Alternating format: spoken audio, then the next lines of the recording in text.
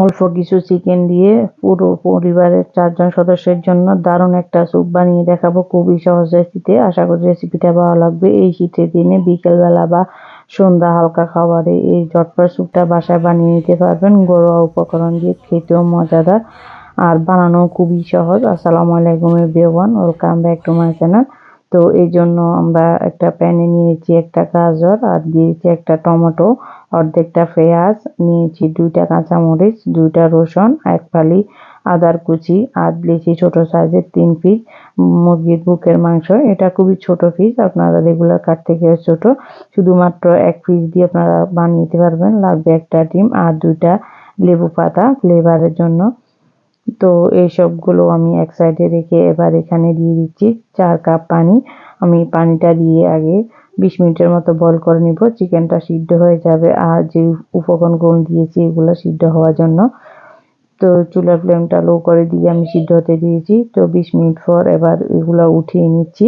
শুধু স্টকটা রেখেছি, এটা কিছুটা ঠান্ডা হয়ে যাক। আর এদিকে আমি চিকেনটা স্ট্রেট করে নিয়েছি ছোট ছোট জিরি করে। দিয়ে দিচ্ছি 1 টেবিল চামচ কর্ন আর দিয়ে দিচ্ছি পেঁয়াজ, যেটা আমরা দিয়েছিলাম এটা পাপড়ি করে দিয়েছি। তো এরপর এখানে দিয়ে দিচ্ছি 2 থেকে 3টা আদা স্লাইস, এগুলা ফ্লেভারের জন্য, আগেরগুলো আমরা রেখে দেব। দিয়ে দিচ্ছি স্বাদ মতো লবণ।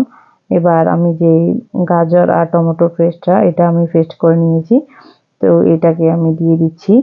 এবার দিয়ে দিচ্ছি 1 চা চামচ সয়া সস, দিয়ে দিচ্ছি 1/2 চা চামচ গোলমরিচের গুঁড়া। আর আপনারা যেহেতু এখানে আগে কাঁচামরিচ দিয়েছি তাই জালটা বুঝে শুনে অ্যাড করবেন। দিয়ে দিচ্ছি 1/3 কাপ টমেটো সস, 1/2 চামচ লাল মরিচের গুঁড়া। তো দিয়ে এবার আমি আরো 1 কাপ পানি দিয়েছি, দিয়ে ভালো করে মিশিয়ে নিচ্ছি। মিশিয়ে এটা চুলায় বসিয়ে দিচ্ছি, এটা বলক হতে থাক। আর এদিকে একটা মিশ্রণ তৈরি করব। এখানে 1 টেবিল চামচ কর্নফ্লাওয়ার দিয়ে দিচ্ছি, দিয়ে 1/2 কাপ পানি দিয়ে ভালো করে গুলে মিশিয়ে নিচ্ছি। সাথে একটা ডিমটাকে আমি ফেটে কুসুম আর ডিমের হলুদ অংশ একসাথে মিশিয়ে নেব, যাতে পরবর্তীতে দেওয়ার জন্য আমার খুবই কাজটা ইজি হয়। তো এদিক দিয়ে আমার স্যুপটা প্রায় 3 থেকে 4 মিনিটের মতো রান্না হয়ে গেছে, যেহেতু আগের থেকেও রান্না করা। তো এবার আরো কিছুক্ষণ রান্না করে এবার আমি কর্নফ্লাওয়ার গুলাটা দিয়ে আবারও নেড়ে ছেড়ে এটাকে 2টা বলক তুলে নিচ্ছি।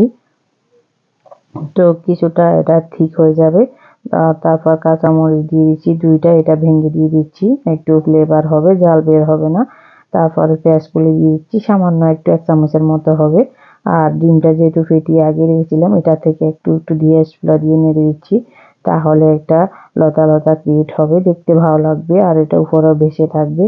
তো এটা দিয়ে আমি আরো 2 মিনিট এটাকে রান্না করে নিচ্ছি। রান্না করে এবার দিয়ে দিচ্ছি নামানোর আগে লেবু পাতা, দিয়ে দিচ্ছি 1 টেবিল চামচ বাটার, দিয়ে দিচ্ছি 1 চা চামচের মতো উঁচু করে আমি দিচ্ছি চিনি।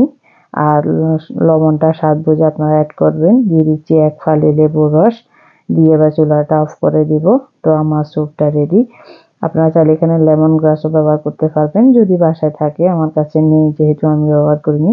তো আমার স্যুপটা রেডি, এবার সার্ভ করার পালা। গরম গরম খুবই মজাদার এই স্যুপটি একবার হলেও বাসায় ট্রাই করে দেখতে পারবেন। আশা করি রেসিপিটা আপনাদের ভালো লাগবে আর ঝটপটও বানানো যায়। কোথাও যদি একটু ভালো লেগে থাকে তাহলে প্লিজ চ্যানেলটি সাবস্ক্রাইব করে পাশে থাকবেন, বেল বাটনটি অন করে রাখবেন আমার ভিডিও নোটিফিকেশন পাওয়ার জন্য। ভালো লাগবে বাসায় ট্রাই করতে পারবেন। অন্য কোনো রেসিপি নিয়ে দেখা হবে নতুন এপিসোডে। আল্লাহ হাফেজ।